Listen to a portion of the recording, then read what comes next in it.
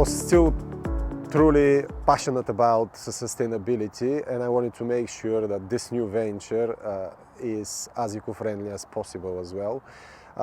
To be honest, I was a bit shocked when I first did the research on the products and methods used in the commercial cleaning industry, because everything was so old and outdated, in my opinion, and it was not good for the environment, definitely, and sadly not good for the people that uses the products.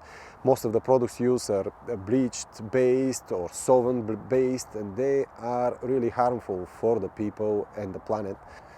For me, the use of harmful chemicals was a really big issue, so I wanted to change that in my company and for our customers. So I spent countless hours of research and testing different products and reading all the safety sheets and documents, and we've managed to find at the end products that are 100% eco-friendly.